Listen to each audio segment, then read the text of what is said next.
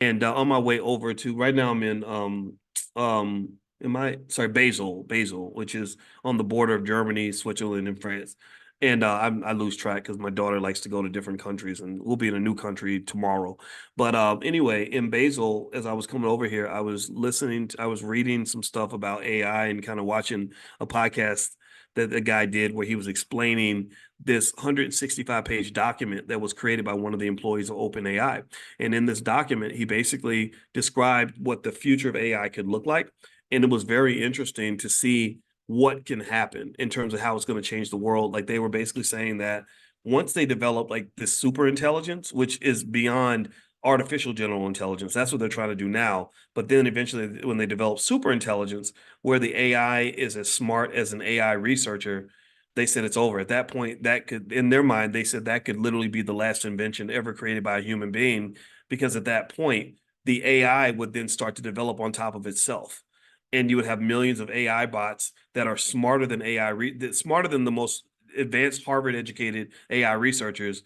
And you would have millions of them all solving problems and sharing information. So that would lead to, in their view, a significant, highly, very rapid advancement of technology. Now, is that really going to happen that way? I don't know, but I'm really curious to see what that looks like. Like if that just leads to like 1,000 years of advancement in a few weeks. But they were literally saying that these AI bots could literally solve a problem that might have taken us 300 years, solve it in a month, right? Just crazy stuff like that. So AI is the future. AI is massive. Investment in AI, I think, is critical. I sent you all the list of AI stocks. If you don't have it, text the word stock to 87948. If you text stock to 87948, I can send it to you. But I really think that AI is something you don't want to miss out on. Every indicator I've read pretty much says it's dominating. The hard part, though, is that AI to this point has not translated financially into what they thought it was going to be.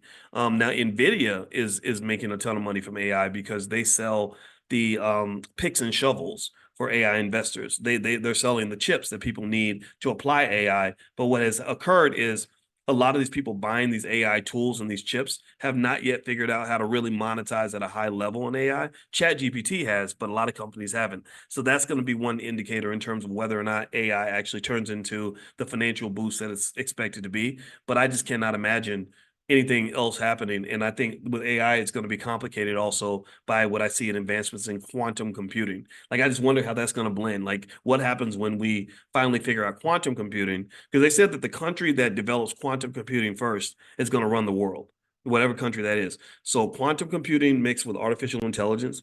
I just can't imagine what the next, what life is going to be like in 20 years. I look forward to it, but it's also scary because it's going to be a different reality from the one you're living right now. I promise you that. And you don't want to put your head in the sand on that one. Okay.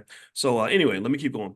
All right. So let's see. Michael says, can you explain how margin is paid back? Yes. Every month they just take out the interest that you owe on the margin that you've used, and they calculate that on Robinhood. Margin costs about 6.5%. It's not bad. I think margin is wonderful. Margin is access to capital, and that's really what I believe the Black community needs as much as we need reparations. Just the ability to borrow money so you can make your moves, so you can make investments. A lot of people don't understand that. They think that just getting a paycheck or getting a grant or something is better than anything else. No, sometimes getting a loan can change your life too if you know what to do with that money. It's like somebody loaning you their car and they say, "Look, I'm not going to give you a car, but you can borrow my car for 5 years." Well, then hell, you can do whatever you want now. You don't need to own a car. You're borrowing a car, and you can go make money with the car now, and then buy you a car with the money that you make. So that's what happens when people loan you money. It's just like somebody loaning you. They're loaning you a financial vehicle. They're loaning you something that can let you go make more money. So I don't know. So don't get scared of debt. I'm not saying go get it. I'm just saying don't let anybody tell you that debt is always bad, because that's not true. All right. Let's see. Can racism be built into AI? Probably. I think racism's everywhere. Um, I honestly, I'm tired of being scared of racism. I just am. I don't. I can't. I'm a grown man. I can't walk around here scared of what a white man's going to say about me and all this other stuff. I'm not saying that it's appropriate. I'm not saying that it's okay.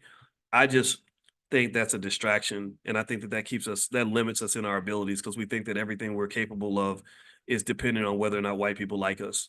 And I think that that's just nonsense because I think we can do whatever we want to do. So racism, I hate to tell you, but I think it's never going to go away. They're never going to love you the way they told you in elementary school. You're going to have to go get it, and once you realize that, the freedom is that you now don't have to worry about what other people think. You can just go do what you got to do. I've never met a white man who told me that I can't go read a book. I've never met a white man who told me I couldn't start a business. I've never met a white man who told me I couldn't take care of my wife. I've never met a white man who told me that I couldn't be a good father. And I've never met white people who've ever done any of these things. I never told a white man, or I never met a white man who shoved fried chicken down my throat and forced me to eat unhealthy food. I've never been a white man who told me that I couldn't see a therapist and work on my mental health. I just never run into that. So sometimes I think we're shadow boxing against a ghost of what we think is holding us back, when really I think that the answer to us is us. It really comes down to us.